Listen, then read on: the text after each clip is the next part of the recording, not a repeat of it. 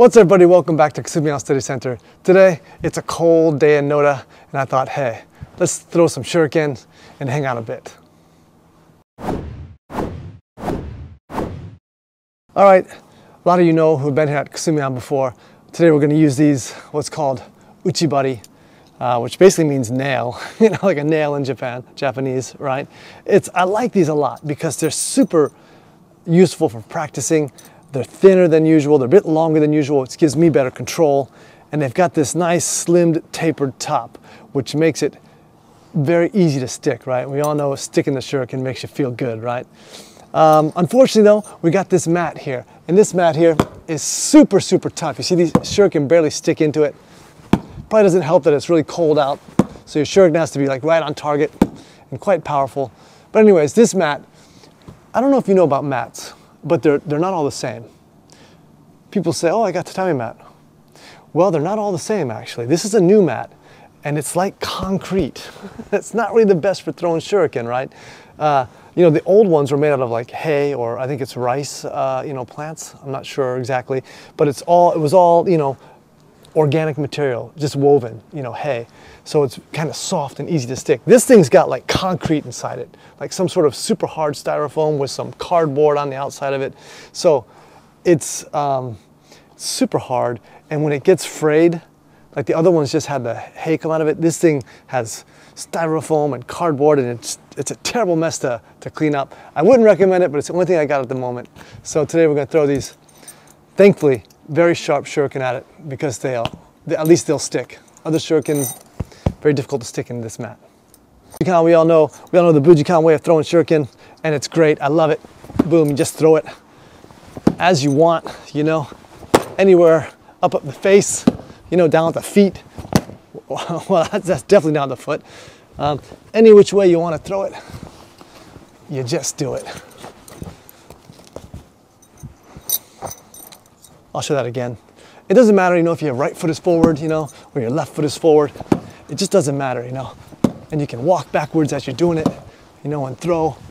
It doesn't really matter. So you got to get used to having your left and your right foot forward. And there's tricks to doing that, and we'll get into that. But today I just wanted to hang out a bit and show you some shuriken. And while we're here, might as well show a few things. Like if you're here, someone's behind you like that, right? That's kind of interesting. It's fun, right? I wonder if I can get up towards the face more. I don't know. Is it a little bit more? How about someone's following behind you? Bam. Easy like that. Come over here. Bam. There's so many ways to throw shuriken. I don't even know. To have something else underneath, right? Now, I'm not going to get into every way of throwing shuriken today, right? I mean, you can throw, like a shuto type shuriken as well. Like this kind of thing. You see how my hand is like this? You can throw pushing the shuriken like this. My hand is flat. You can throw it even, if you had shuko on, like this kind of thing, right? I think Takuman Sensei used to keep his shuriken back here, right? So if you had your shuriken back there in some sort of, in your collar, or some sort of holster back there, you'd have to be able to pull it out like this and throw it like that, right? So that's one way that you'd have to be able to throw that shuriken if it was behind you. Hopefully in some sort of holster, because they're kind of sharp, right? So if you were to pull it out like that and throw it, you should be able to throw it like that. Of course, if you had shuko on, you'd want to be able to throw it like that because the shuko is wrapped on your hand and it's tucked in the shuko, right? So you've got to throw it like that as well. So there's many ways to throw these shuriken, right? I think I just showed you at least three ways, I know. Flat, shuriken, overhanded, right? So get those down underhanded as well. Very important. And of course, whatever you do standing up, you ought to be able to do sitting down, right? So sometimes you sit down like this and we just practice, throw them on the ground here. And then make sure you're not just being able to throw them, up top, but anywhere along the mat, up there, down in the middle there, right? So you can do anywhere along the mat here, okay? Well, that's kind of, and of course that's normal, right? But again, sitting down, being able to move as you're sitting down here, right? And then throw over here or over here, right? Either way, maybe this way, right? Like that. Ooh, I barely made that one, right? Or this way. Any way you want to throw, even as you're falling back, take a nukemi. Because, no plan ever, what's that one saying, right? No plan ever, what is that saying?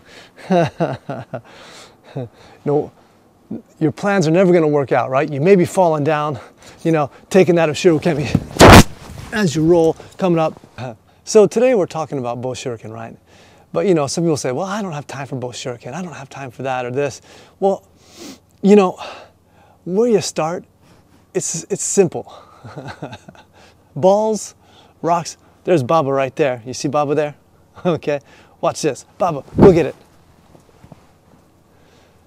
So, you know, you don't have to start with shuriken, right? Let me tell you a story, right?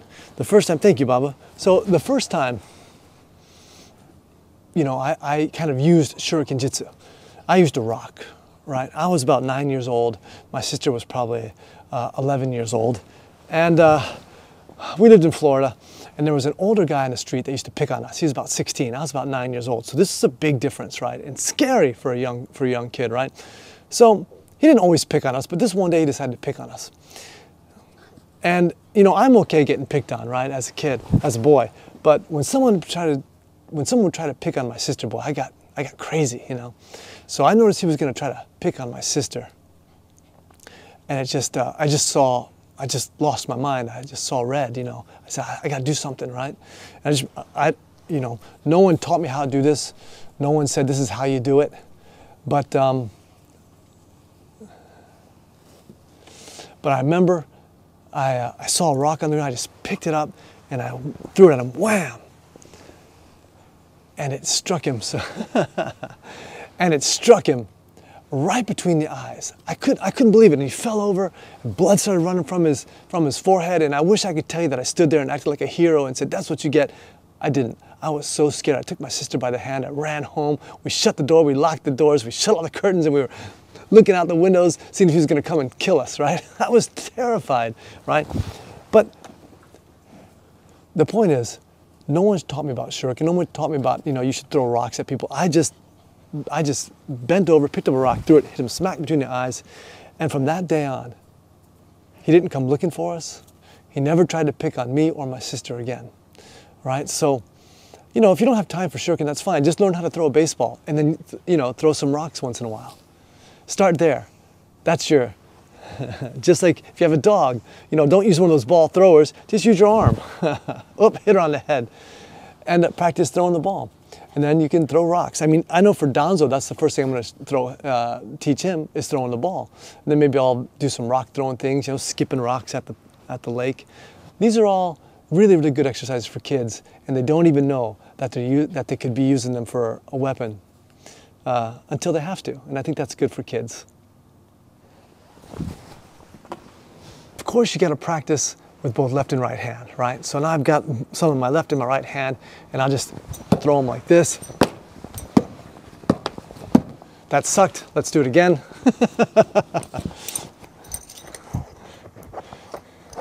So make sure to practice both left and right hands so that, you know, whichever hand you find your shuriken in, you can throw it fairly accurately. I know one fell out. I saw that. So everybody, thanks for hanging out today. I know it was a short video, but I hope it was sweet. Hope you had a good time. Join us next time. Maybe I'll try to show you how to throw multiples in your hands. Maybe even do 2 at a time like this. And why you might want to do 2 at a time. Because, you know, if your opponent was there and he has 2 eyes and he's not a Martian, then it's good to aim for the eyes like that, right? Of course, you can aim for wherever you want, but that's one idea, right? Also, throwing up from underneath is a very important way to throw as well, from those hidden angles.